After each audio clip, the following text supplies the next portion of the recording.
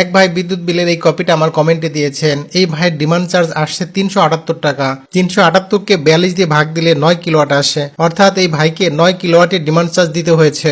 কেন 9 কিলোওয়াটের demand charge ধরা হয়েছে দেখুন। সরকারি গেজেটে বলা হয়েছে কোন গ্রাহকের অনুমোদিত লোড হইতে তাহার মিটারের রেকর্ডকৃত সর্বোচ্চ চাহিদা বেশি হইলে অনুমোদিত লোডের অতিরিক্ত লোডের জন্য দ্বিগুণ হারে ডিমান্ড চার্জ প্রযোজ্য হবে। এখান থেকে বোঝা যাচ্ছে এই গ্রাহকের অনুমোদন আছে 1 কিলোওয়াট আর তিনি বেশি ব্যবহার করছেন আরো 4 কিলোওয়াট, মোট 5 কিলোওয়াট ব্যবহার করেছে। দেখুন এখানে লেখা আছে ম্যাক্সিমাম ডিমান্ড 5 কিলোওয়াট, তার মানে তাকে অতিরিক্ত 4 কিলোওয়াট যে লোডটা ব্যবহার করছে এই 4 কিলোওয়াটের দ্বিগুণ 8 কিলোওয়াটের ডিমান্ড চার্জ দিতে হবে। তাহলে 8 কিলোওয়াটের ডিমান্ড চার্জ আসে 336 টাকা, আর 1 কিলোওয়াট যেটা অনুমোদন আছে সেইটার ডিমান্ড চার্জ 42 টাকা। এই মোট হচ্ছে 378 টাকা। এই জন্য এই গ্রাহকের ডিমান্ড চার্জ 378 টাকা আসছে। এই কারণে অনুমোদিত লোডের বেশি ব্যবহার করলেই জরিমানা দিতে হবে, বিলও বেশি আসবে। বিদ্যুৎ বিল স্বাভাবিক রাখতে অনুমোদিত লোডের বেশি লোড ব্যবহার করা যাবে না। এই গ্যাজেটের লিংক আমি কমেন্টে পিন করে দেব। আশা করছি এখান থেকে অনেক কিছু জানতে পারবেন।